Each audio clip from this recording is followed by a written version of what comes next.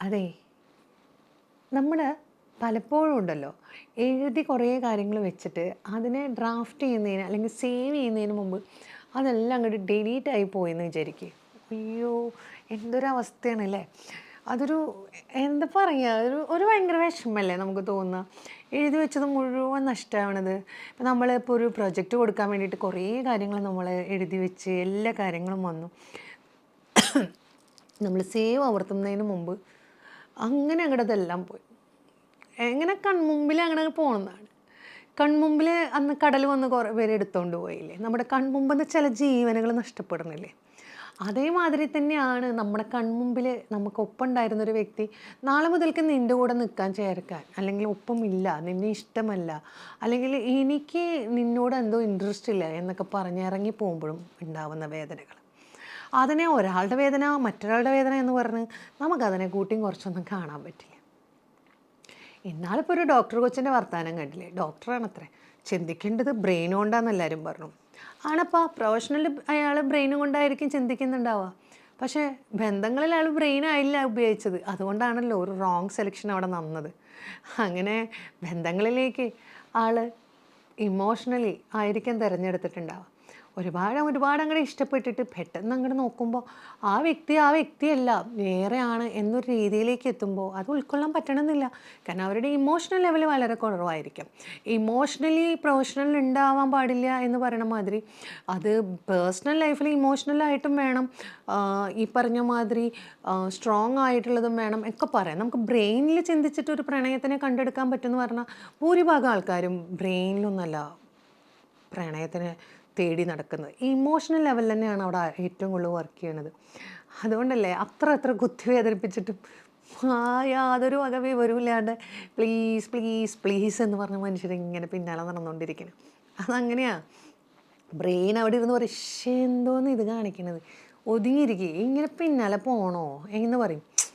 വേണ്ടാതിരിക്കുന്നുണ്ടോ ബ്രെയിനോട് നമ്മൾ പറയും, അങ്ങനെ ചെയ്യൂല, അത് നമ്മുടെ ഭയങ്കര സംഭവമല്ലേ, ആ ഗടിയല്ലേ ഈ ഗടിയല്ലേ എന്ന് പറഞ്ഞ് നമ്മളങ്ങോട്ട് 100 കൂട്ടം കാരണങ്ങൾ അങ്ങോട്ട് ഉണ്ടാക്കും. ആ ബന്ധത്തിൽ ഇങ്ങനെ അങ്ങോട്ട് നിലനിർത്തിപ്പിക്കാൻ വേണ്ടിയിട്ട് പോകുന്നതിന് നമ്മുടെ ഒരു വിചാരം എന്താ, നമ്മുടെ ഒറ്റ വിചാരമേ ഉള്ളൂ, നമ്മളവരെ ഇഷ്ടപ്പെടുന്നുണ്ട്, എന്തെങ്കിലും കാരണം കൊണ്ടായിരിക്കും അവരിങ്ങനെ ചെയ്തത്. അതെന്താ, നമ്മുടെ ഇമോഷണൽ ലെവൽ അവിടെ കൂടി നിന്ന് നമ്മൾ ആ ലെവലിൽ നിന്നാണ് ഈക്വാണ് അവിടെ ഇരുന്ന് ചെയ്യുന്നത്. എല്ലാവർക്കും ഒരേ രീതിയിൽ ബൗണ്ടറി വെക്കാൻ പറ്റണമെന്നൊന്നുമില്ല. ബ്രെയിൻ വഴി ചിന്തിക്കണം. നമ്മളൊരു ഡോക്ടർ എന്നൊരു പ്രൊഫഷണൽ ബ്രെയിനാണ് കൂടുതൽ വർക്ക് ചെയ്യണം. മേ ബി ആ പ്രൊഫഷണൽ ലെവൽ അവർ മിടിക്കുകയാണെങ്കിൽ അവരുടെ പേഴ്സണൽ ലൈഫിൽ ആ ഇമോഷൻസിന് ഇമ്പോർട്ടൻസ് കൊടുക്കണതാവും. വളരെ സോഫ്റ്റായ മനുഷ്യരുണ്ട്, വളരെയധികം സെൻസിറ്റീവായ മനുഷ്യരുണ്ട്. അവർക്കങ്ങനെ ഭയങ്കരമായിട്ട് ഉൾക്കൊള്ളാൻ പറ്റണമെന്നില്ല. അതുകൊണ്ട് അവർ കഴിവില്ലാത്തവരൊന്ന് പറയാൻ പറ്റുമോ? അതിപ്പോൾ എങ്ങനെയാണ്?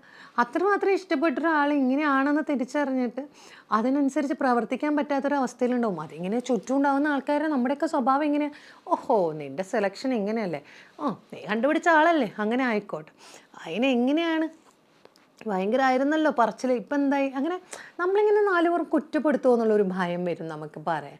കാരണം എന്താ വെച്ചാൽ നമ്മുടെ ആളുകൾക്ക് അറിയാവുന്ന ഒരു കാര്യം അതാണല്ലോ. എന്തെങ്കിലും പറയാൻ പോയി കഴിഞ്ഞാൽ ഇങ്ങനെ ചൊറിഞ്ഞും മാന്തിയും കൊടുക്കും.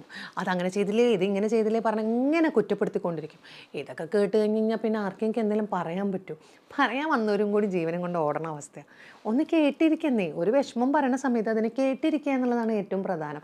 അവിടെ ഇടയിൽ കയറി ഉപദേശിക്കും, അത് അങ്ങനെ ചെയ്താൽ നന്നായിരുന്നു, ഇതിങ്ങനെ ചെയ്താൽ നന്നായിരുന്നു, ഇങ്ങനെയൊന്നും പറയേണ്ട ആവശ്യമില്ല. അവർക്ക് ആവശ്യം അവരെ കേട്ടിരിക്കുക എന്നുള്ളതാണ്. കഴിഞ്ഞ ദിവസം മോൻ ഇവിടുത്തെ നായ്ക്കുട്ടീനെ കൊണ്ട് നടക്കാൻ വേണ്ടി പോയതാണ്. അപ്പോൾ അവന് +2 പഠിക്കുന്നത്. അപ്പോൾ അവനിങ്ങനെ കണക്കിൻ്റെ പരീക്ഷയുടെയും കാര്യങ്ങളൊക്കെ ആകുമ്പോൾ അവൻ പറയാം, അവൻ ഇങ്ങനെ കുതിച്ച് ഇങ്ങനെ നായ്ക്കുട്ടി ഓടുക അത്രേ.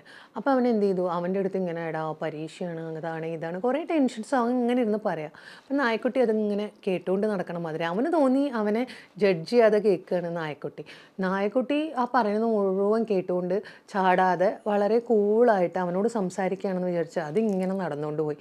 നായ്ക്കുട്ടി കേട്ടിട്ടും മനസ്സിലായോ, എന്താണെങ്കിലും അവർക്കത് സെൻസ് ചെയ്യാൻ പറ്റി, എന്തോ അവനോട് കമ്മ്യൂണിക്കേറ്റ് ചെയ്യാണ്, അതിങ്ങനെ പറഞ്ഞുകൊണ്ടിരിക്കുകയാണ്. അതിന് പോലും മനസ്സിലായോ അത് മിണ്ടാതിരുന്ന് കേൾക്കണമെന്ന്. നമ്മുടെ മനുഷ്യരുടെ കാര്യം എവിടുന്ന് നമ്മൾ മിണ്ടാതിരുന്ന് കേൾക്കുമോ? ഇല്ല. ഒരു സാധനം കിട്ടിക്കഴിഞ്ഞാൽ എങ്ങനെ കയറി അങ്ങനെ കയറി ഇപ്പുറത്ത് കയറി തലനാരിഴക്കടക്കം കീറാൻ ഒരവസരം ഉണ്ടെങ്കിൽ കീറി മുറിച്ചങ്ങോട്ട് കളഞ്ഞു വയ്ക്കും. ഒരു നല്ല വാക്ക് പറയാം ഇല്ല, അതിൻ്റെ അടിയിലും പറയും. അതുകൊണ്ട് പലരും ആ ഒരു ഡിസിഷനിലേക്ക് പലരും ലൈഫ് ഇല്ലാണ്ടാക്കുന്ന പലതും പല കാരണങ്ങൾ കൊണ്ടായിരിക്കും. അതുകൊണ്ട് തന്നെ നമുക്കതിനെ പറഞ്ഞിട്ട് കാര്യമില്ല. അപ്പോൾ ഇനിയുള്ള കാര്യങ്ങളിൽ നമ്മൾ കുറച്ചും കൂടി സ്ട്രോങ് ആക്കി കൊണ്ടുവരുന്നത് കുട്ടികളുടെയും ആൾക്കാരുടെയും ഒക്കെ ഒരു പേഴ്സണൽ ലെവലിൽ അവരുടെ ഇമോഷണൽ ഇൻ്റലിജൻസ് എന്താണെന്നും എന്തെല്ലാം പ്രശ്നങ്ങളെ അവർക്ക് എങ്ങനെ ചെയ്യാൻ പറ്റും കുറച്ചും കൂടി ഒരു പേഴ്സണൽ ലെവലിലേക്കും കൂടി നല്ല രീതിയിൽ നമ്മൾ ഒരു അസസ്മെൻ്റ് എടുപ്പിക്കുന്നതൊക്കെ നല്ലതാണ്. ഇപ്പോൾ വളരെ സെൻസിറ്റീവായ ആൾക്കാരാണെങ്കിൽ അവർക്ക് ഇങ്ങനത്തെ കാര്യങ്ങളുണ്ടെങ്കിൽ അവരെ മനസ്സിലാക്കുക, അതിന് വേണ്ട കാര്യങ്ങൾ ചെയ്യുക. പിന്നെ എനിക്ക് തോന്നുന്നു വീട്ടുകാരാണെങ്കിലും എല്ലാവരും ഇപ്പോൾ ഇവരുടെ വീട്ടുകാർ ചെയ്തില്ലേ എന്നല്ല ഞാൻ പറയാം, കോമൺ ആയിട്ട് പറയാം, ഇഷ്ടങ്ങളുണ്ടാവാം, പ്രശ്നങ്ങളുണ്ടാവാം, അങ്ങനെ എന്തെങ്കിലും വരുമ്പോൾ ഒരുപാട് ഇഷ്ടമുള്ള ഒരാൾ പെട്ടെന്ന് അങ്ങോട്ട് ഇല്ലാണ്ടാവുമ്പോൾ ഉണ്ടാകുന്ന ബുദ്ധിമുട്ടിനെ നമ്മൾ മനസ്സിലാക്കിയിട്ട് അങ്ങനെ നമ്മുടെ മക്കളെങ്ങനെ വീക്കാവുകയാണെങ്കിൽ നമ്മൾ ചേർത്ത് പിടിക്കുക. പ്രത്യേകം എടുത്ത് പറയുന്നു ഇങ്ങനെ എന്തെങ്കിലും ഒരു പ്രശ്നം അവരെ വീട്ടുകാർ ചെയ്തു എന്നൊന്നും വെച്ചിട്ടല്ല, ഞാനൊരു കോമൺ ആയിട്ട് പറയുകയാണ്, അത് ശ്രദ്ധിക്കണേ.